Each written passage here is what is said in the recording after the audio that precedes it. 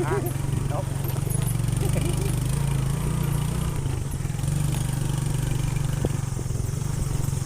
บไปโคก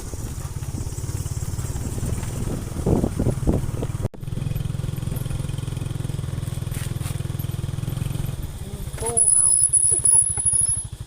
เดี๋ยวหลบไปหน่อยนึงบนทางก็คักขนาดโอ้แซมเป็นตำรวจแซม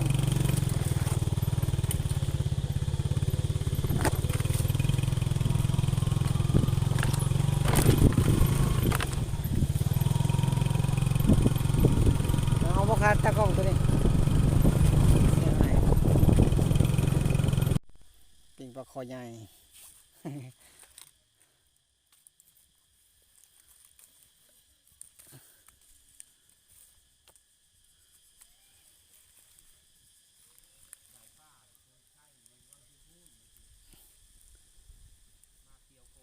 มาเที่ยวโคกปลาโคใหญ่กินข้าวปลา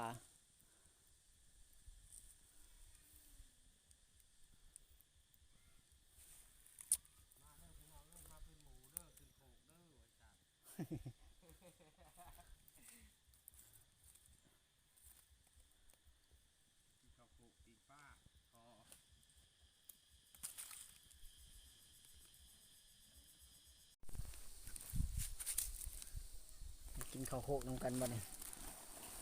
ให้เขาเอาลงข้าวขอได้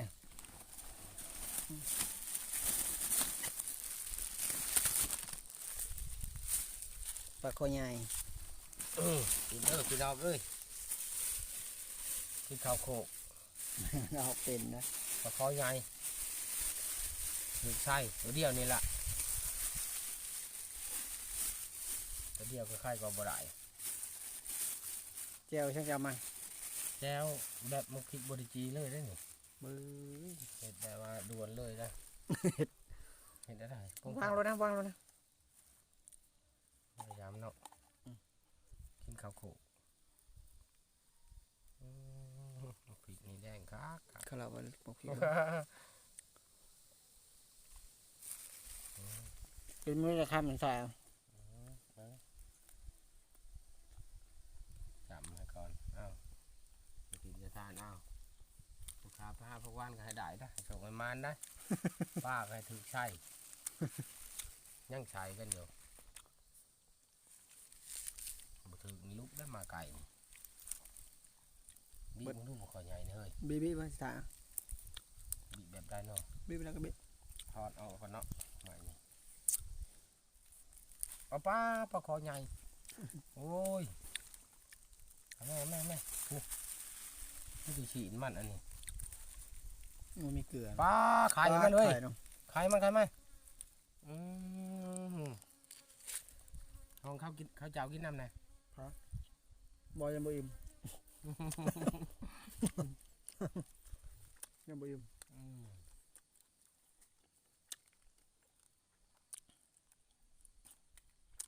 กลับกล่องไปแล้ววะข้าวโคกน้ำกัน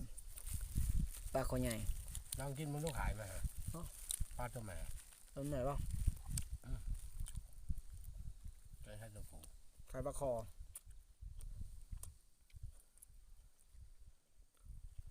มันยังออกเลยนะพัวมันไปใช่ปะ อ่า ป้าเนี่ย ผู้สาวบ้าง ป้า เอาปลาไข่ เป็น มากิน ตัวแม่